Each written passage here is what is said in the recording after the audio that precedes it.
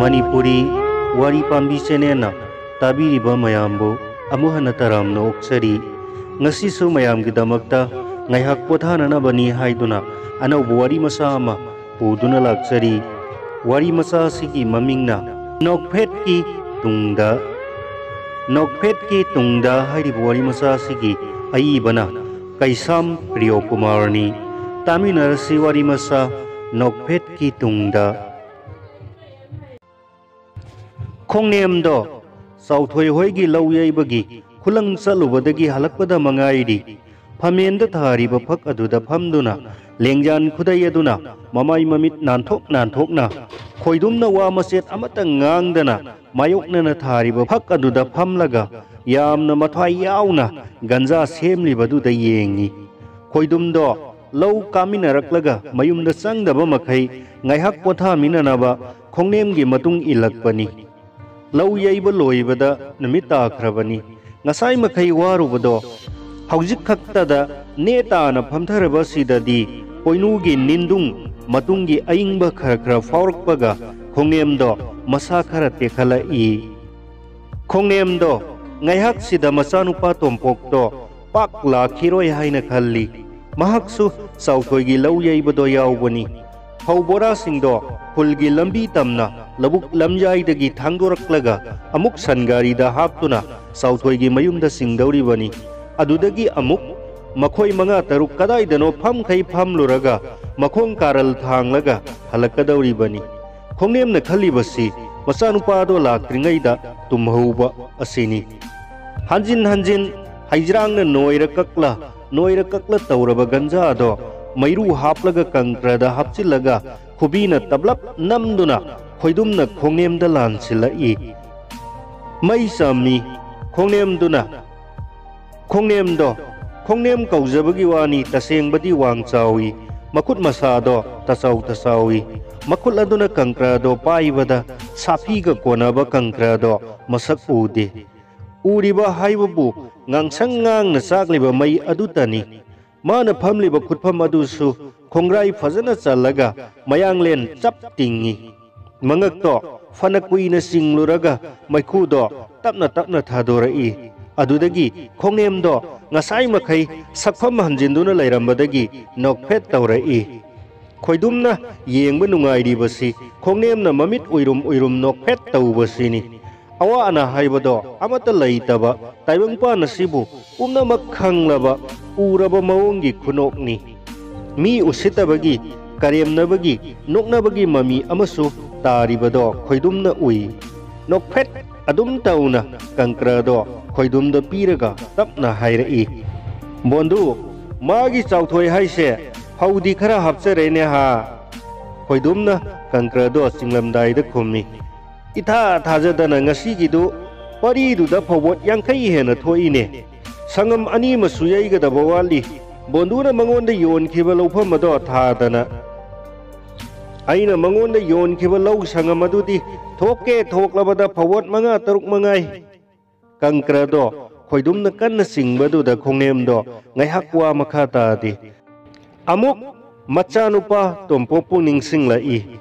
Police constable सोमलपना थबक खनगदौरी ताबदुदा मचानुपा तोंपोकना इंखोन योलगा थबक संहौननबा मंगोंदा ग्री तक्खी अहानबददी मचानुपागी वादुना ना ओइना ताखिदे चैबु चैबिखिबनी मिंगोंदा सेल पीननबा अखोइना इंखोन योलगा अखोइना कदाइदा लैगदौरिबनो हा इंखोल योंद्रबदी बाजीना लुपा लाख मंगा दो पुथोकलोदना सावरपना तोंपोकसु हंगतना खुमलक्की खोंगनेमसु ई कारक्तुना हाइकी आइदी नापादगी कोलदौरिबरा नते मेट्रिक मरी रक थारगा कदाइदगिनो मिंगोंदगी सिंदुना हुरान चिंथी तौरगा चीलाउना पास तौबा नंगबु कनाना थबक खंदौरिबनो चारी थकलिबा चिंजाक मतादुगा तोंपोकसु चाउना खुमलक्की पैसाबु पीरबदी खल्ले पैसादुदा पीउने बाजी फना लाउना खोटना तौरबा मतुंगदा खोंगनेमना साउनिंगबा पुंबा फाथारगा तपना हाइकी नंगना योनगे हाइरगनाने लौ संगम अमा लैरिबसे योनदौ मंगाई लौसित लौकुत्तुबु कनाना लैबिदोइबा लुपा लाख अमा फावबु सिलोइदौबदो ꯐꯕꯣꯠ 5-6 ꯐꯥꯎꯕ ꯊꯣꯛꯇꯕ ꯂꯧꯐꯝ ꯑꯗꯨꯕꯨ ꯃꯈꯥ ꯌꯥꯝꯅ ꯇꯥꯅꯈꯤ, ꯈꯠꯅꯈꯤ, ꯂꯥꯎꯅꯈꯤ꯫ ꯀꯨꯏꯔꯦ ꯆꯤꯡꯖꯤꯟ ꯊꯥ ꯑꯗꯨꯋꯥꯏꯗꯅꯤ꯫ ꯕꯣꯟꯗꯨ, ꯑꯩꯈꯣꯏꯒ ꯍꯧꯃꯤꯟ ꯀꯥꯃꯤꯟꯅꯔꯛꯄꯁꯤꯡꯒꯤ ꯃꯅꯨꯡꯗ ꯆꯥꯎꯊꯣꯏ ꯑꯁꯤꯁꯨ ꯃꯔꯥꯏꯕꯛ ꯂꯩꯕ ꯅꯨꯄꯥ ꯑꯃꯅꯤ꯫ ꯃꯍꯥꯛ ꯃꯇꯣꯝꯇꯅꯤꯅꯦ ꯑꯩꯈꯣꯏꯒꯤ ꯏꯔꯛꯇ ꯀꯦꯔꯥꯅꯤ ꯑꯣꯏꯗꯨꯅ ꯊꯕꯛ ꯇꯧꯈ꯭ꯔꯤꯁꯦ꯫ ꯍꯧꯖꯤꯛꯇꯤ ꯁꯦꯜꯁꯦ ꯈꯔ ꯄꯥꯏꯔꯕꯅꯤꯅ ꯋꯥꯉꯥꯡ ꯁꯉꯥꯡꯁꯦ ꯈꯔꯗꯤ ꯈꯦꯅꯔꯦꯅꯦ꯫ ꯀꯪꯀ꯭ꯔꯗꯣ ꯃꯊꯛ ꯃꯈꯥ ꯑꯣꯟꯊꯣꯛꯇꯨꯅ ꯇꯥꯟꯊꯤ ꯑꯗꯣ ꯍꯩꯗꯣꯛꯂꯒ ꯑꯅꯧꯕ ꯍꯤꯗꯥꯛ ꯁꯦꯝꯅ ꯈꯣꯏꯗꯨꯝꯅ ꯍꯥꯏꯔꯛꯄꯅꯤ꯫ ꯑꯩꯉꯣꯟꯗꯗꯤ ꯎꯁꯤꯠꯇꯕ ꯌꯥꯔꯣꯏ꯫ ꯃꯥꯒꯤ ꯂꯧ ꯌꯩꯕ ꯌꯥꯎꯔꯤꯕꯁꯦ ꯃꯥꯅ ꯍꯥꯏꯖꯃꯟꯕꯗꯒꯤ ꯌꯥꯎꯔꯤꯕꯅꯤ꯫ ꯈꯨꯟꯖꯥ ꯃꯁꯦꯜꯅꯤ, ꯇꯤꯟꯅꯔꯛꯄꯅꯤ ꯍꯥꯏꯗꯨꯅ ꯌꯥꯎꯔꯤꯕꯅꯤ꯫ ꯃꯤꯅ ꯎꯁꯤꯠꯇꯕ ꯌꯥꯕ ꯅꯨꯄꯥ ꯅꯠꯇꯦꯗ꯫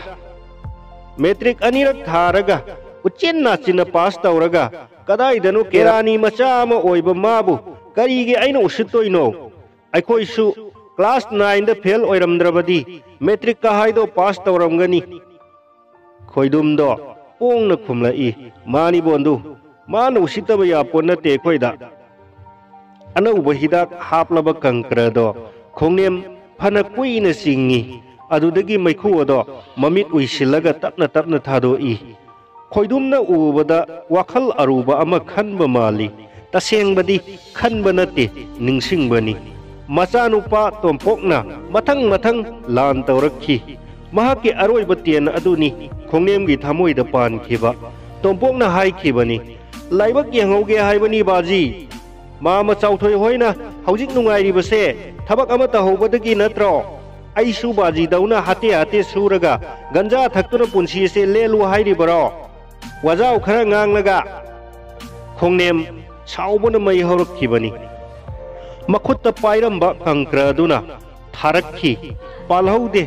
ꯂꯥꯏꯕꯛ ꯐꯗꯨꯅ ꯇꯣꯝꯄꯣꯛꯇ ꯄꯥꯜꯍꯧꯗꯦ꯫ ꯀꯪꯀ꯭ꯔꯁꯨ ꯀꯥꯏꯍꯧꯗꯦ꯫ ꯅꯨꯃꯤꯗꯥꯡ ꯋꯥꯏꯔꯝꯗꯗꯤ ꯋꯥꯈꯜ ꯈꯔ ꯏꯪꯊꯔꯛꯇꯨꯅ ꯃꯄꯥꯅ ꯊꯝꯕꯤꯔꯝꯕ ꯂꯧ ꯑꯗꯣ ꯌꯣꯟꯅꯅꯕ ꯈꯣꯡꯅꯦꯝ ꯀꯣꯏꯍꯪ ꯍꯪꯕ ꯆꯠꯈꯤꯕꯅꯤ꯫ ꯅꯨꯃꯤꯠ 5-6ꯅꯤ ꯂꯩꯕꯤꯅꯅꯕ ꯃꯤ ꯊꯤꯈꯤꯕ꯫ ꯀꯅꯥꯁꯨ ꯐꯪꯈꯤꯗꯦ, ꯌꯥꯔꯛꯈꯤꯗꯦ꯫ ꯃꯃꯩꯗ ꯆꯥꯎꯊꯣꯏꯗ ꯇꯛꯅꯈꯤ꯫ ꯃꯆꯥꯅꯨꯄꯥꯒꯤ ꯋꯥꯔꯤ ꯄꯨꯝꯕ ꯇꯝꯈꯤ꯫ ꯆꯥꯎꯊꯣꯏꯗꯣ ꯄꯩꯁꯥ ꯂꯩꯇꯦ ꯍꯥꯏꯗꯨꯅ ꯋꯥꯁꯛꯇꯨꯅ ꯌꯥꯔꯛꯈꯤꯗꯦ꯫ ꯈꯣꯡꯅꯦꯝꯅ ꯈꯪꯈꯤ, ꯀꯅꯥꯅ ꯂꯨꯄꯥ ꯂꯥꯈ 5ꯗ ꯌꯥꯔꯛꯀꯗꯒꯦ? 5ꯗꯒꯤ 3 ꯐꯥꯎꯕ ꯑꯃꯨꯛ ꯁꯣꯟꯈꯤ, ꯃꯗꯨꯗꯁꯨ ꯌꯥꯈꯤꯗꯦ꯫ ꯃꯈꯥ ꯇꯥꯅ ꯑꯃꯨꯛ ꯁꯣꯜꯂꯒ ꯂꯨꯄꯥ ꯂꯥꯈ 1ꯕꯨ ꯁꯤꯠꯂꯕꯗꯤ ꯌꯥꯔꯦ ꯈꯟꯗꯨꯅ ꯁꯣꯟꯒꯦ ꯇꯧꯕꯗ ꯂꯨꯄꯥ ꯂꯥꯈ 1ꯗꯤ ꯀꯩꯗꯧꯔꯨꯅꯤ ꯈꯟꯗꯨꯅ ꯇꯣꯛꯈꯤ꯫ ꯁꯣꯜꯂꯝꯗꯅ ꯃꯌꯨꯝꯗ ꯑꯗꯨꯝ ꯍꯜꯂꯛꯈꯤ꯫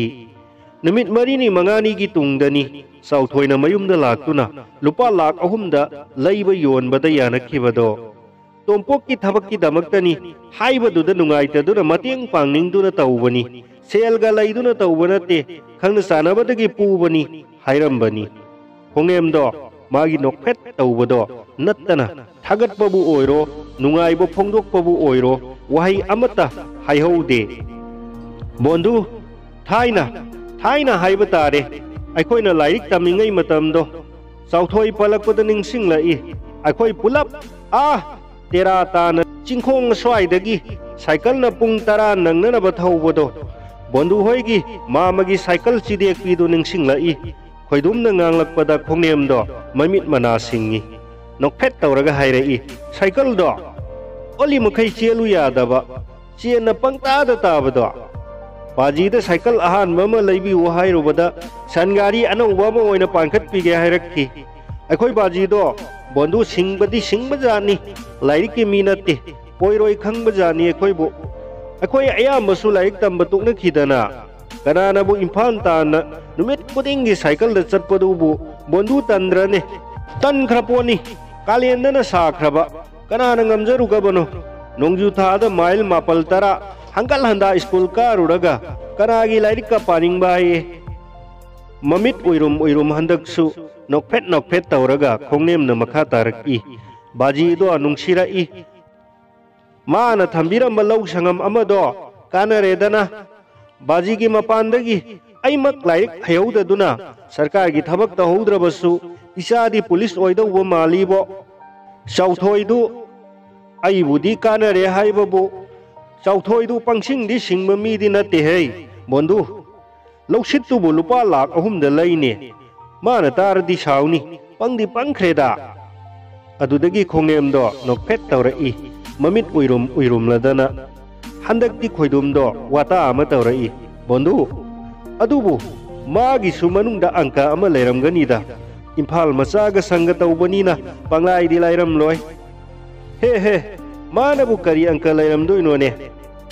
हंदक्की खोंगनेमगी मिनोक अदुदी खोइदुमगी ममितदा मयेक सेंगना ओंथोकना फजना उख्रे मिकुप खरा खोंगनेमदा मुन्ना येंगी अदुदगी हंगलाई तोंपोगी थबक अदुना प्रधानबु करी हाइरिबगेने अइना ताबबु माना वानोमबीरिबसे मी अनि अहुम सुब मालीने ताबोंदु ओइनी हाइरी हेक ओइबगा अनि अमगा हापु हायौरी हौजिकसु खोंगनेमदो नोकफेट तौरी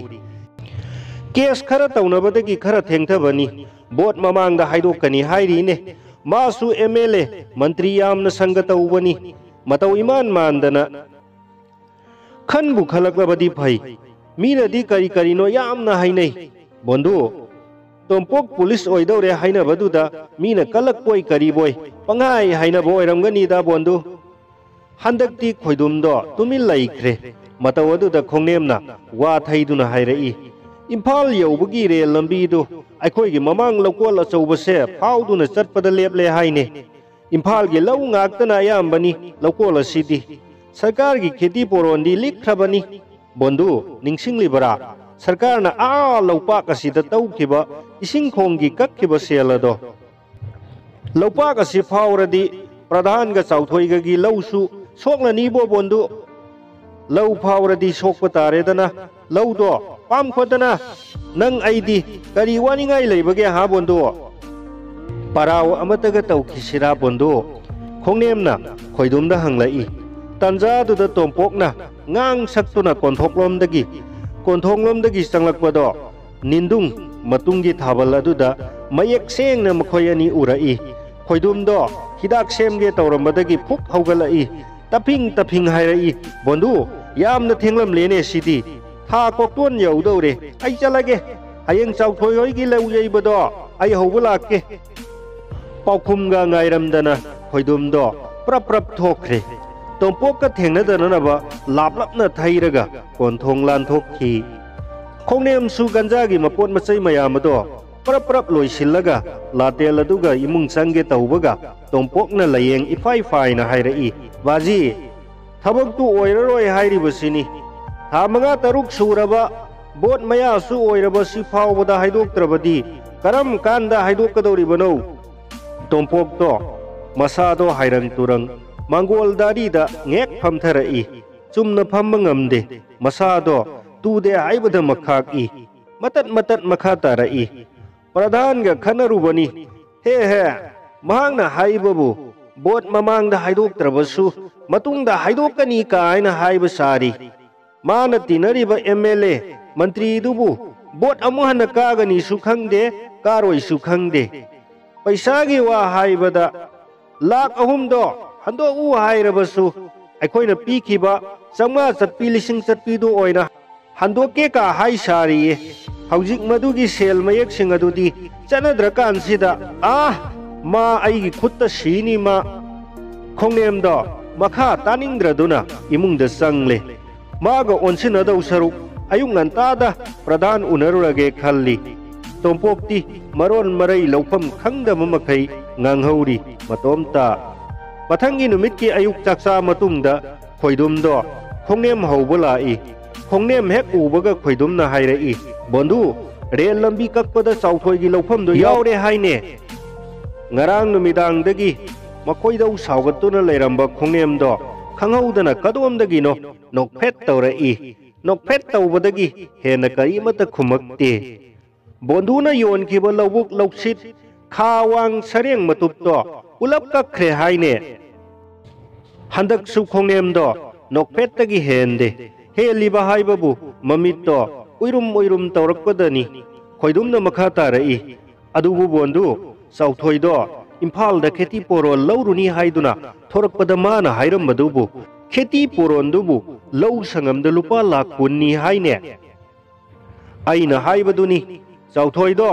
अंका अमा लेरमगनी मादी आनबु लौदो कक्कनी खेती पोरोन सु चावगनी हाइब खंगबा मालीने बंधु खोंनेमदो करीमत खुमलक्तबदुदा खोइदुमना खोंनेमदा येंगलई हौजिकता ममित उइरुम नोकफेट तौरम्बदुना सकफम हंजिल्लगा कदाइदनोमा संत्रिक येंगदुना लेरमली